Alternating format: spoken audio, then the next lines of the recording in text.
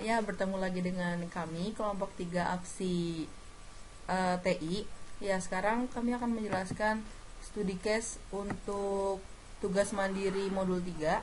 Jadi di sini kita diminta untuk merancang use case diagram berdasarkan studi kasus yang ada dan lakukan analisis terhadap use case form diagram yang telah dibuat.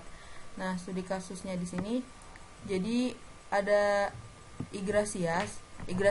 Igrasias itu merupakan aplikasi yang menyediakan layanan bagi seluruh sivitas akademik Telkom University terkait kebutuhan akademik dan non-akademik yang ada di Telkom.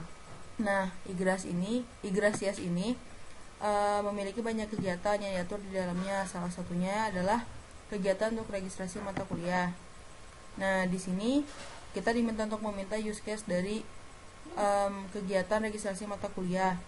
Nah, registrasi mata kuliah itu dimulai dengan login website di Igrasias.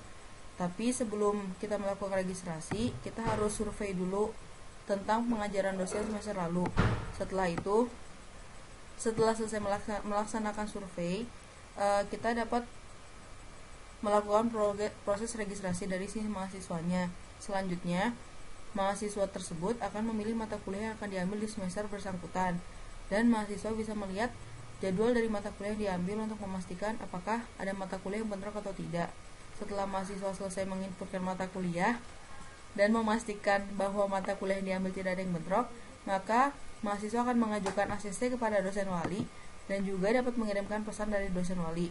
Nah, selanjutnya sehabis dia mengirimkan dosen, dia nunggu si dosen walinya meng-ACC mata kuliah yang diajuin.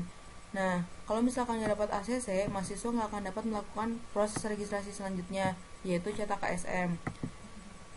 Selanjutnya, dari segi dosen wali ini berkewajiban untuk melihat setiap rencana studi mahasiswa yang diambil tiap mahasiswa. Dia harus juga melihat pesan yang dikirim mahasiswa. Terus dia juga bisa meng-ACC terhadap rencana studi yang diajukan oleh mahasiswa yang bersangkutan. Nah, dosen wali ini juga dapat melakukan riset ketika rencana studi yang diambil mahasiswa tidak sesuai atau ada masalah. Nah, untuk hasil diagram dan analisis use case formnya akan dijelaskan oleh kedua teman saya, Deborah dan Anggi Prahas Putri. Oke, saya akan menjelaskan mengenai use case diagram daripada case yang sudah dijelaskan oleh teman kelompok saya yaitu Sita sebelumnya. Tapi sebelumnya saya akan menjelaskan terlebih dahulu apa sih komponen-komponen yang ada di use case diagram itu sendiri. Yang pertama itu ada si aktornya itu kayak orang atau sistem atau eksternal entitas yang menyediakan informasi dari sebuah sistem itu. Kemudian di sini yang aktor. Di sini aktornya itu ada mahasiswa dan juga dosen wali. Kemudian komponen lainnya dalam use case diagram itu yang ada adalah si use case itu sendiri. Nah, use case itu kayak misalnya unit-unit sistem gunanya untuk pertukaran informasi antara satu unit dengan unit lain. Nah, di sini kan ada beberapa use case. Yang pertama, mahasiswa untuk melakukan aktivitas yang pertama kali dilakukan oleh mahasiswa itu adalah login terlebih dahulu. Setelah login baru dia bisa melakukan isi survei untuk bisa melakukan sebuah aktivitas input mata kuliah. Nah, dalam input mata kuliah ini dia bisa melihat jadwal, apakah ada yang jadwal yang bentrok atau tidak. Jika tidak ada jadwal yang bentrok, maka dari input mata kuliah ini kemudian mahasiswa bisa melakukan kegiatan pemberian pesan kepada dosen agar dosen bisa meng-ACC mata kuliah yang sudah diinputkan oleh mahasiswa itu sendiri. Nah, itu use case daripada use case diagram. Kemudian komponen lainnya adalah sistem boundary. Nah, sistem boundary ini adalah yang garis ini, yang garis di antar di sini. Nah, sistem boundary itu kayak misalnya jangkauan daripada si aktornya tadi sejauh mana.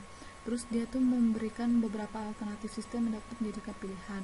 Kemudian selain melihat jangkauan, di sini juga ada hubungan antara use case 1 sama use case lainnya. Nah, hubungannya itu ada dua jenis, yaitu include dan juga extends.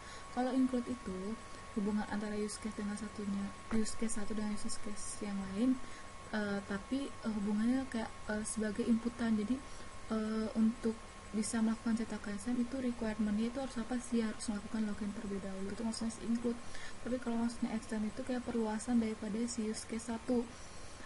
Jadi kayak untuk input mata kuliah itu perluasannya dia bisa lihat jadwal gitu. Sebenarnya jalan jadwal ini nggak bisa dilakukan juga nggak apa-apa ya, karena core use case-nya itu ada si input mata kuliah gitu. Jadi Excel itu kayak perluasan antara satu use case-nya dengan use case lain. Kemudian ini kan case untuk si mahasiswanya. Kemudian kalau untuk si dosen wali, ketika dosen wali sudah menerima inputan mata kuliah dari mahasiswa, kemudian dia bisa melihat mata kuliahnya apakah sesuai dengan semester yang dia ambil atau apapun, mungkin ada pertimbangan di dosen wali. Kemudian dia melihat pesan daripada mahasiswa, kemudian dia ACC. Nah, di ACC lagi ada perluasan daripada relationship dari satu use case ACC mata kuliah, yaitu riset mata kuliah. Kalau misalnya riset ini dilakukan kalau misalnya ya ada mata kuliah yang tidak sesuai, ataupun dari mahasiswanya itu meminta untuk di riset, atau ada ketentuan lain lah gitu. Oke, sekian daripada use case diagram yang saya jelaskan. Terima kasih. Saya Anggi Pras Putri, saya akan menjelaskan tentang analisis use case form. Saya di sini akan menjelaskan untuk use case login saja, dimana use case login ini kita bisa melihat dari use case diagram yang telah dibuat sebelumnya, yang telah dijelaskan sebelumnya, dimana login sendiri ini memiliki aktor mahasiswa. Kemudian untuk extend atau inputnya kita bisa melihat dari login ini punya inputan cetak KSM, kemudian isi survei dan input mata kuliah. Selanjutnya ada precondition. Precondition ini kita bisa membuat asumsi, di mana asumsinya untuk login berarti mahasiswa bisa melakukan registrasi ke Igrasias, sedangkan untuk post conditionnya mahasiswa mampu login ke Igrasias. Sedangkan untuk alur peristiwanya, mahasiswa bisa membuka website Igrasias, kemudian mahasiswa dapat melakukan registrasi, dan mahasiswa dapat melakukan isi survei. Untuk kinerjanya di sini berarti mahasiswa dapat berinteraksi secara langsung dengan Igrasias. Oke, sekian dari saya. Terima kasih.